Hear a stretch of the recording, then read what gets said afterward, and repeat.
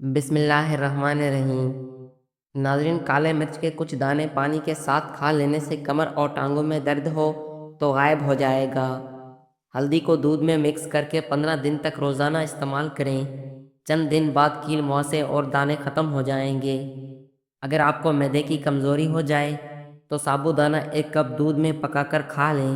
انشاءاللہ چند دن استعمال کرنے سے معدے کی کمزوری جیسی بھی ہو دور ہو جائے گی۔ اگر آپ سونے سے قبل شہد چاٹ لیں تو آپ کو نیند بہترین آئے گی۔ نیارمو کھجور استعمال کر لی جائے تو آپ کو گلوکوز کی کمی نہیں ہوتی۔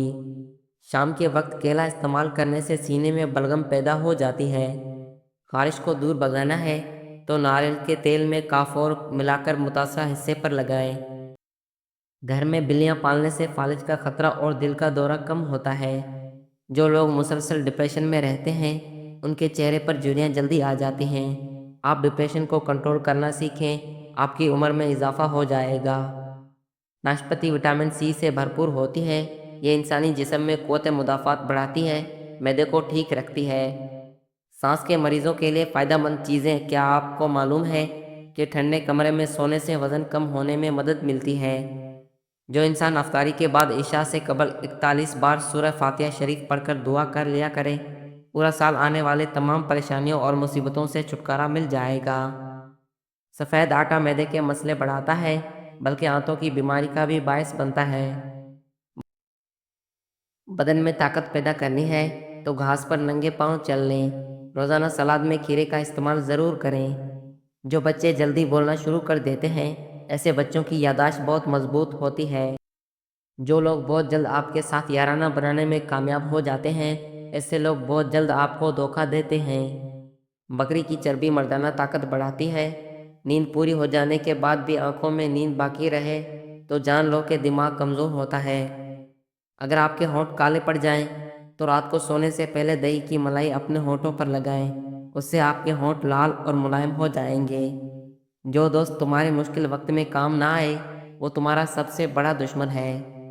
کسی کے گھر جاؤ تو اپنے زبان اور اپنے آنکھوں پر کنٹرول کریں۔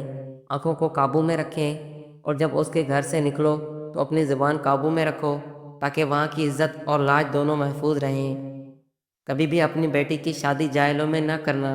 خدا کی قسم اس لڑکی کو مرنے کی ضرورت نہیں پڑتی، تھوڑے عرصے میں وہ خود ہی مر جاتی ہے۔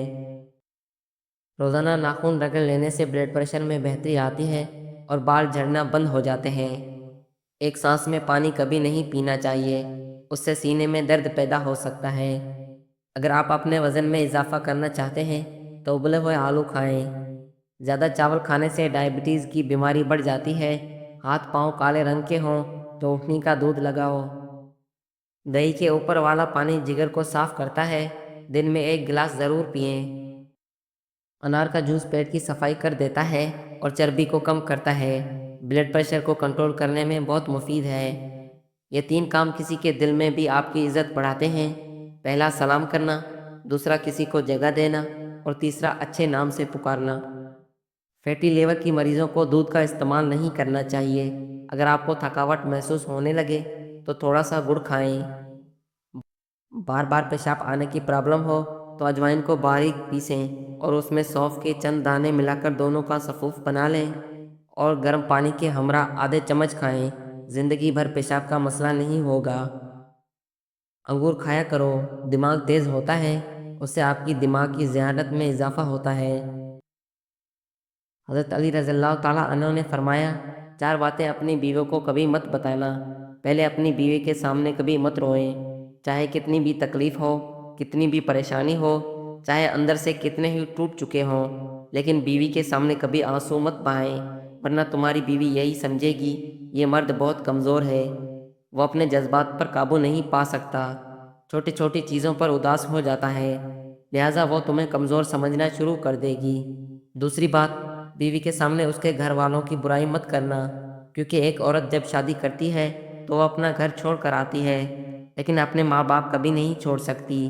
دوسری بات، عورت کو کبھی اپنی کمائی مت بتانا، کیونکہ ایک مرد کو ہی پتہ ہوتا ہے کہ گھر کس طرح چلانا ہے، سب کے خرچے کس طرح پورے کرنے ہیں۔